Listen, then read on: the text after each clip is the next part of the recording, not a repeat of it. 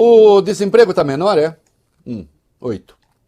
A taxa de desemprego caiu 7,7% no trimestre encerrado em setembro, chegando ao menor patamar desde o trimestre encerrado em fevereiro de 2015, quando ficou em 7,5%. O contingente de pessoas ocupadas atingiu a marca de 99 milhões e 800 mil pessoas, o maior patamar desde o início da série histórica, em 2012. Esses dados foram divulgados pela Pesquisa Nacional por Amostra de Domicílios Contínua do IBGE. O número de ocupados foi quase 1 milhão maior do que no trimestre anterior, com crescimento de 0,9%. O avanço na ocupação foi puxado pelas vagas com carteira assinada. Do total de novos ocupados, foram mais de 587 mil pessoas que foram contratadas com carteira assinada. Com isso, o número de trabalhadores no mercado formal chegou a 37 milhões e 400 mil, 1,6% maior do que no período entre abril e junho.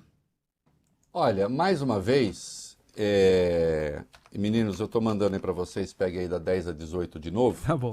Tá? Acabei de mandar. E mais uma vez, a gente vê a tal da surpresa. Quando eu digo a tal da surpresa, eu não estou fazendo pouco caso de ninguém. O que eu estou dizendo é que certamente os instrumentos de medir o crescimento brasileiro, a economia brasileira, estão um tantinho errados. E seria o caso de começar a ver o que é que tem que... Como é que a gente revê essas coisas? As nossas métricas e o modo como a gente está analisando o Brasil não coincide com a realidade. Não é? Então, eu tenho aqui, por exemplo, né, a economista-chefe do Santander, a Ana Paula Vescovi, ela está dizendo: temos uma recuperação importante desde a pandemia em 2023, um crescimento surpreendente. Todos nós, o mercado e nós do banco, fomos surpreendidos. A estimativa do Santander era de 2,5% do PIB de elevação neste ano. Mas o Brasil deve registrar um crescimento de pelo menos 3%.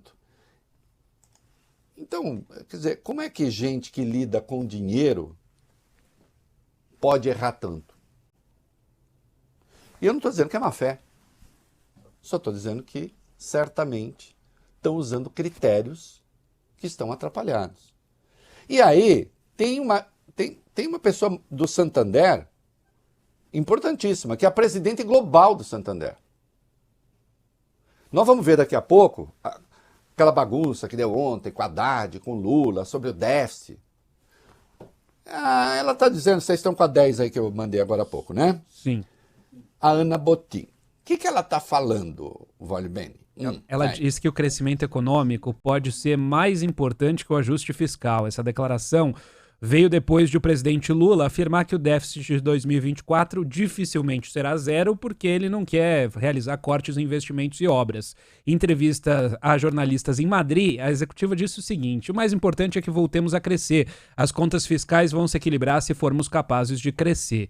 Para Ana Botín, como o Brasil foi um dos primeiros países do mundo que subiu os juros para conter a inflação, o país vai colher um crescimento acima da média global esse ano. Projetou uma alta de 3% no PIB de 2023 e afirmou estar animada com o cenário local. Ela declarou: nós estamos muito otimistas com a América Latina, hoje vemos a região de uma maneira realmente atrativa. E há países como o Brasil que, com a queda de juros, abaixa o custo da dívida interna e isso ajuda muito as contas fiscais. Isso, né? Podemos ter um cenário que o Brasil entre, disse ela, num ciclo virtuoso, como que tivemos nos últimos anos. Com uma moeda sólida, com juros intermediários e também com espaço fiscal suficiente para simplificar seus sistemas monetários. Isso quem está falando é a presidente global do Santander. Tem gente que fica intranquila com isso? Tem. Alguns analistas aqui no Brasil, que não são donos nem da própria escrita, que ficam prevendo o caos todo dia. Vai ver, eles são mais espertos do que a presidente global do Santander.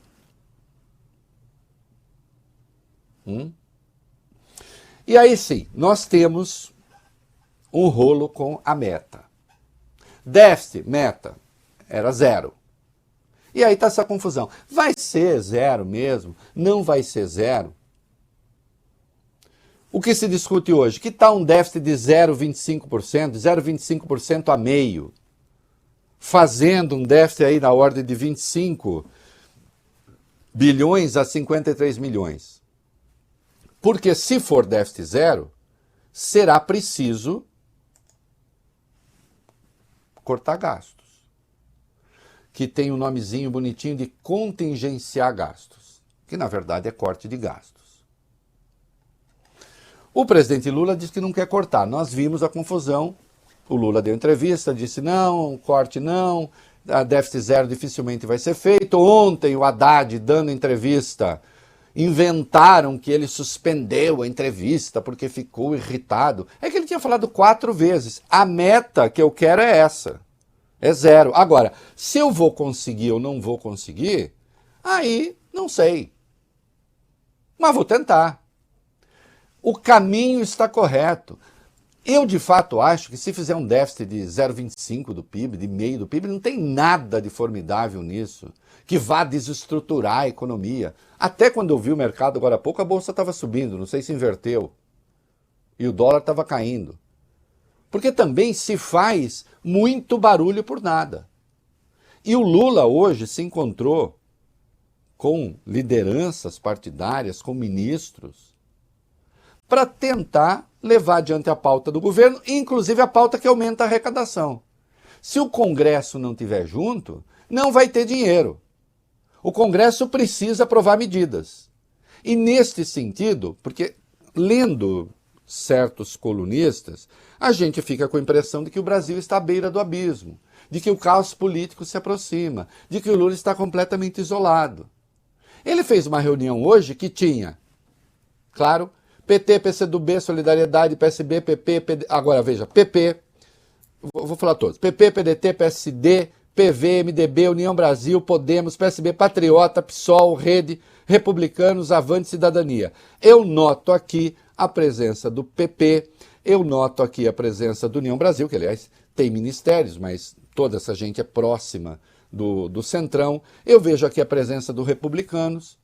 Então essa ideia de que o Brasil, de que o Lula está ficando isolado, de que vai ser o caos. Não, não vai ser o caos. Agora, talvez não se consiga fazer o déficit 0. E daí? Agora, disse o Haddad, eu não quero mudar a meta, eu vou tentar manter essa aqui. Se vai dar, não sei. Mas o objetivo é esse. Não é? Apenas que não há, ninguém está à beira do abismo. Isso é conversa mole.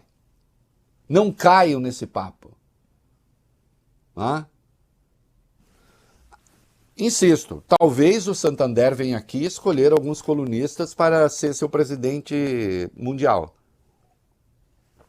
Porque entendem do futuro da economia do Brasil e do mundo mais do que aquela senhora que está lá, ou do que o economista-chefe que está aqui no Brasil. Né? Vamos para a 15 da pauta original. O Padilha comentou a reunião. Vamos lá.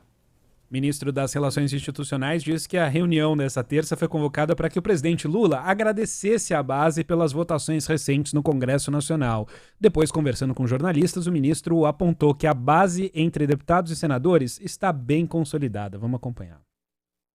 Primeiro, um balanço de agradecimento, um balanço positivo daquilo que foi votado até esse momento na Câmara dos Deputados. Vocês sabem, nós tínhamos 5 grandes eixos e o conjunto dos partidos que compõem a Câmara dos Deputados e o presidente Lira, os vários líderes, tiveram um papel decisivo em aprovarmos tudo aquilo que era determinado como essencial até esse momento. Então, a primeira parte foi de agradecimento, uma reunião com ampla participação de todos os líderes, todos os partidos, mostrando a frente ampla que isolou o bolsonarismo, que isolou aqueles que atentaram contra a democracia no dia 8 de janeiro e que estão ajudando a reequilibrar a economia, a reconstrução das políticas sociais e o reposicionamento do Brasil no mundo. Então, participação das direções partidárias, além dos líderes da Câmara, conjunto de partidos, sendo uma saudação especial ao líder do Republicanos, ao líder do PP, São duas bancadas que ingressam definitivamente como bancadas federais nessa frente ampla da base na Câmara dos Deputados. Então é isso, a ideia do caos não vem. Né? E ele falou, não, nós não falamos de meta aqui. Agora, e se tiver de mudar? Será que 0,25 de déficit é o fim do mundo? Como alguns tentam fazer crer? Não é essa a perspectiva, inclusive, de um banco importante como o Santander e de outros. Sim, há que se buscar o equilíbrio dos gastos, não tem a menor dúvida. Agora, há uma diferença entre estar no caminho errado e estar no caminho certo, por mais tautológico que pareça. E mesmo no caminho certo, nem tudo pode sair tão bem. Se fosse zero, ótimo.